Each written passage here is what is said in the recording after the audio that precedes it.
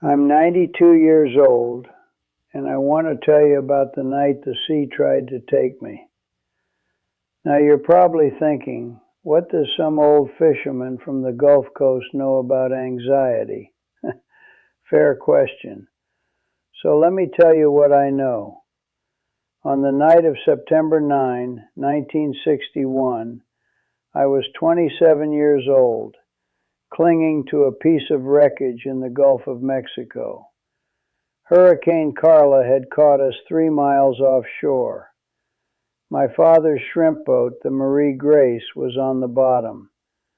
So was my father. I watched him go under when the mast snapped. He looked at me once before the water took him. Just looked. Didn't scream, didn't beg, just looked. I floated for 14 hours before the Coast Guard found me. 14 hours in 20-foot seas, certain every wave would be my last. That's what I know about fear. And if I can live with it, and I did live with it, then I reckon I've earned the right to say something about it. When they pulled me out of that water, I was a different man. Couldn't sleep without dreaming of drowning. Couldn't eat without tasting salt water. I'd be standing at the kitchen sink washing dishes, and suddenly I couldn't breathe. Just standing there, dry land, safe as houses, and my lungs would lock up like I was back in that water. They didn't call it trauma back then, they called it nerves. The old-timers said, "Son, you just got to walk it off. Get back on the boat." So I tried. Got on another shrimp boat 3 weeks later. Made it 2 miles out before I started shaking so bad they had to turn around. My mother said I was embarrassing the family. My uncle said I was being weak. My girlfriend at the time, sweet girl named Dolores, said she couldn't marry a man who jumped at shadows. So here's the first thing I want you to understand. When people tell you to just calm down, just stop worrying, just get over it, they don't know what they're talking about. You can't reason your way out of fear any more than you can reason your way out of a fever. The body does what the body does. And shame? Shame just makes it worse. It took me about 10 years to figure out how to live with what happened. 10 years of bad nights and worse days. 10 years of drinking too much and sleeping too little. 10 years of being half alive. But I did figure it out. And maybe what I learned can save you some time. First thing I learned, you need an anchor. Not a boat anchor, something else. Someone who knew you before the fear took hold. For me, it was my grandmother. She was 80 then, still sharp as a gutting knife. She'd seen her own troubles, lost her first husband to the influenza, buried 2 babies, and weathered storms that took whole towns. She didn't tell me to get over it. She just sat with me. Every morning she'd put a cup of coffee in my hand and say, "Drink this, then we'll figure out the rest." She didn't fix me, she just stayed. And that staying, that was the anchor.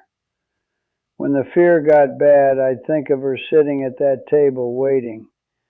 And somehow I'd make it through another hour. If you're drowning in anxiety, find your anchor. One person who doesn't need you to be okay. One person who'll just sit with you in the dark. It matters more than you know. Second thing, the body remembers what the mind tries to forget. I spent years trying to think my way out of fear. I'd lie in bed at 3 a.m. reasoning with myself. You're safe. You're on land. That was 10 years ago. There's no storm. And it never worked. Because fear isn't logical. It's physical. It's in your shoulders, your chest, your gut.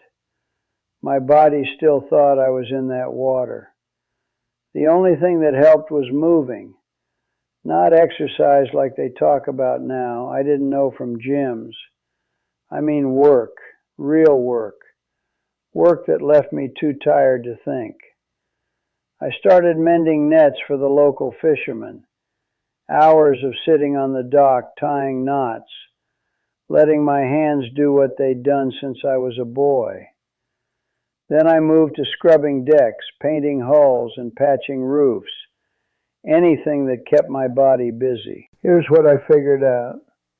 Your body's holding all that fear. You've got to give it somewhere to go. When the anxiety comes, don't sit there and think about it. Get up and move. Mend something, build something, wear yourself out. The fear will still be there when you're done, but it'll be smaller. And a small fear is easier to carry than a big one. Third thing, you can't heal in isolation. Anxiety wants you to hide, wants you to believe you're the only one who feels this way, wants you alone with your thoughts. That's how it wins. When I was at my worst, my grandmother would send me to check on the neighbors. Old man Gotro needs his porch fixed. Ms. Landry's got a leak in her roof. Go help. And I'd go, and for a few hours I'd forget about drowning. I'd be holding a hammer or patching a roof or listening to somebody else's problems. Here's the strange thing. Helping somebody else didn't make my fear go away, but it made my fears smaller, because I'd see that other people were carrying their own weight, and somehow that made mine feel lighter. You don't heal alone. You just don't. You need other people, not to fix you, they can't fix you, but to remind you that you're not the only one fighting a riptide. Fourth thing, ask yourself, am I taking on water, or is the sea just choppy? This is the question that saved me. When the fear hits, I stop and ask, am I taking on water right now, this second? Is there a real problem in front of me that needs fixing? If the answer is yes, if I'm actually taking on water, then I act. I do something. I make the call. I have the conversation. I fix what I can fix. And most of the time, doing the thing takes less energy than worrying about the thing. But if the answer is no, if I'm not taking on water, if the sea is just choppy, then I keep rowing. I keep living my life, because choppy seas are just weather. They pass. 99 times out of 100, I'm not taking on water. I'm just scared of waves that haven't come yet. And worrying about waves won't stop them from coming. It just makes the calm days miserable. Fifth thing, fear lives in the future or the past, never the present. Think about it. What are you afraid of right now, this exact second? Not 5 minutes from now, not yesterday, right now. When I was floating in that water, I was afraid. Real fear, real danger. But here's the thing. When the danger was real, I wasn't anxious anymore. I just acted. I grabbed the wreckage. I kept my head up. I watched for planes. When it's real, you just do what you have to do. Anxiety is what happens when the danger is over, but your body doesn't know it yet. It's the alarm system stuck on. And the only way to turn it off is to come back to right now. Right now I'm sitting in this chair. The sun's coming up through the live oaks. There's coffee on the table. My dog's asleep at my feet.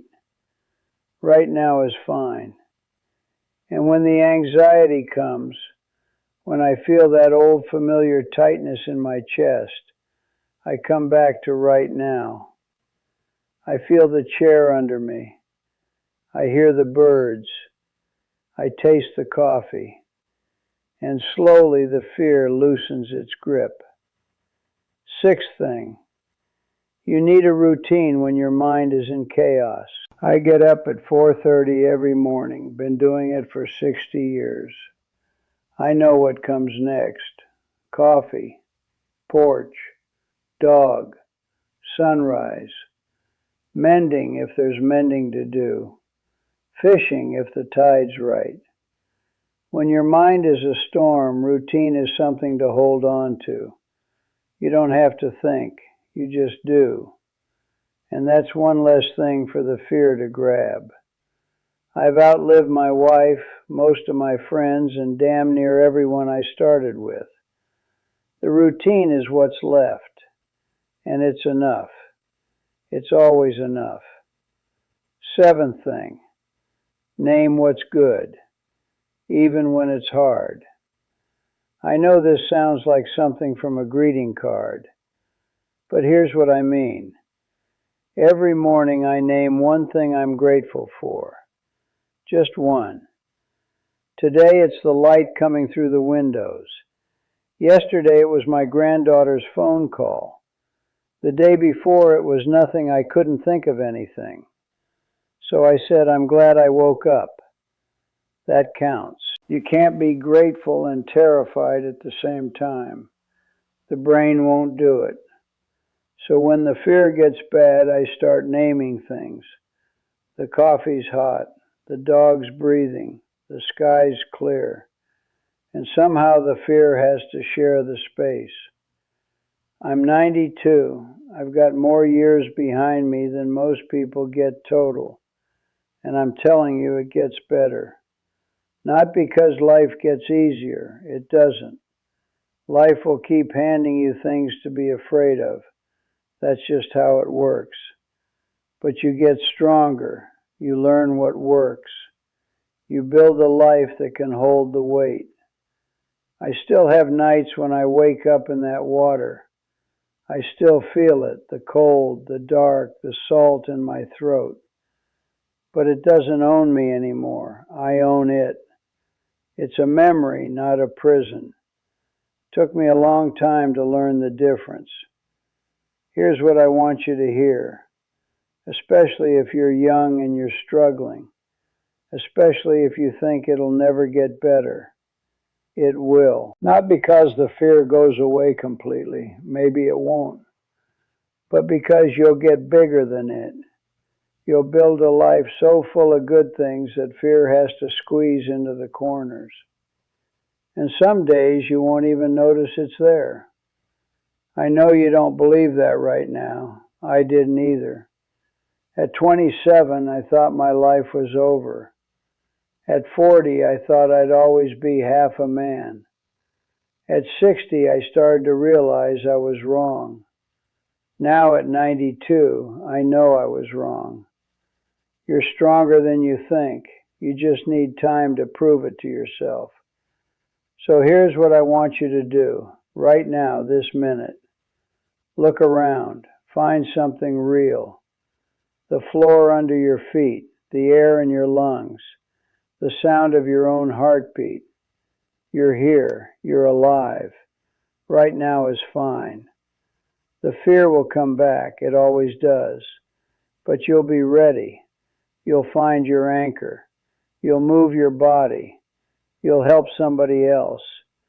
You'll ask if you're taking on water. You'll come back to right now. You'll name one good thing, and slowly, day by day, you'll take your life back. That's all I got. Hope it helps. Now go outside. Take a walk.